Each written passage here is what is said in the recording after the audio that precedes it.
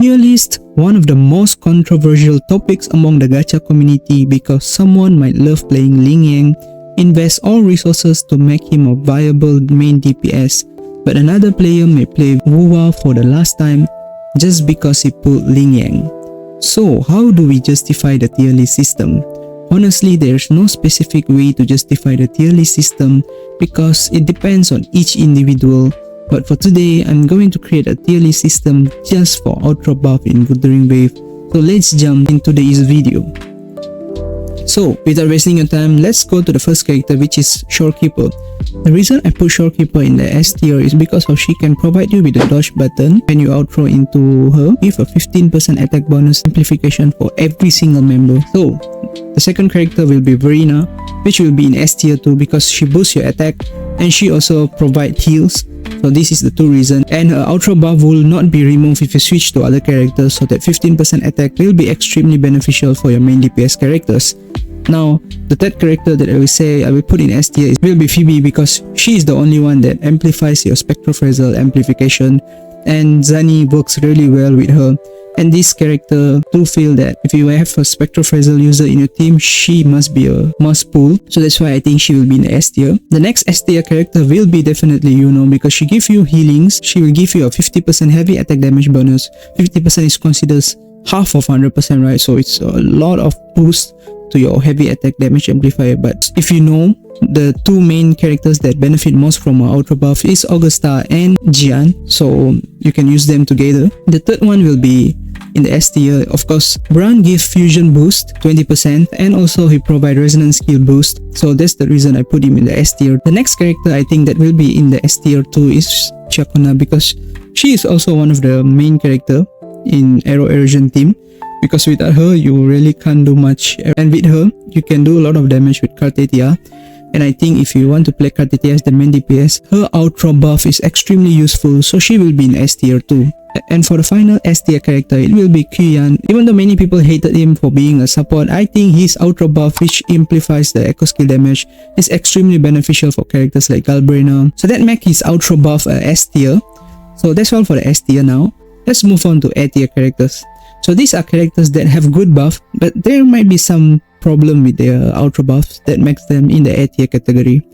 Next, it will be Cantrella. Cantrella do give Havoc and Resonance skill damage, but if you ask me, she really benefit for two characters, which is Havoc Prover and Prolova. So in my opinion, Prolova do not need Cantrella, to be honest, because I used her at S0 without Cantrella for so long and I can clear any TOA and Whimpering Wave content, so I do feel that Cantrella is not needed that much. But if you want to use her with Jinxie, she might be good because she have coordinated attack. But today we are talking about Ultra Buff personally, so I feel that Prolova do not really need her, to be honest. Another reason is because Q1 got released, so Q1 also a great buff for Prolova, so I think that's the reason that I say you do not need Cantrella if you want to use her in Prolova's team. Next, another A tier character that I will say is Chisa, because many people are thinking that she's not useful now. Of course she's not useful now, but if you look at the kit, it says it defense ignore 18%, which is a lot, and then she also buff every single negative effect, so that will be useful not now but in future. Another reason I put her is because she heals you, so she can be in the A tier. Healers are always will be the A or S tier. So that's the thing. Another A tier character will be Sanhua, because in this game, basic attack amplification, there's not many people that can do that, and Sanhua is only one of them. So I think that's why she deserves the A tier. And then if you have at S6, she gives extra buff, so that's also another reason. So another A tier character will be Mortefi, because Mortefi's buffs are crazy if you want to use a heavy attack characters, and if you don't have Luno, he will be the substitute for the heavy attack damage dealers. Next, it will be Zazie. Zazie is quite underrated because in the Glacier team, there's the main DPS, which is Carlotta, and she deals Glacier and she have resonance skill, right? So she do provide both of this buff, and I think Glacier do lack a lot of resonators, because if you look, Kuro really don't want to release any Glacier characters. Maybe in 3.0 we will see some, but I think for now the best slot for her will be Carlotta.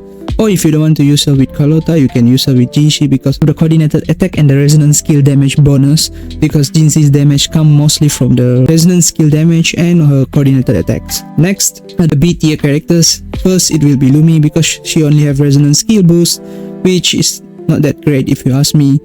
Same goes for Tauki, that will be in B tier because resonance skill damage.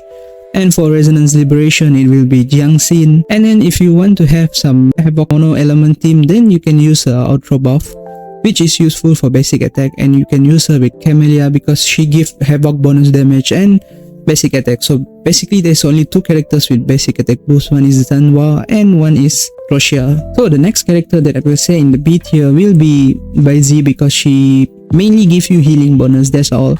Of course, if you have her at S6, then she gives the attack buff, but that's a different story because we're talking about Outro skill once again. So another character that I think will be in the B tier will be Bulling. I forgot about her, to be honest. So she gives you healing bonus and she amplifies all kind of damage. So I think she will be in the B tier too, because there's nothing much to that kid, to be honest. It's not really that great if you ask me. She's a good healer, but I think she suits in the B tier, to be honest. Next will be Yinlin. Yinlin, she do deal damage and her main role is to be a support for the Electro characters because she gives Electro buff and also Resonance Liberation buff, which is useful for Kalcharo and Xiang Liao.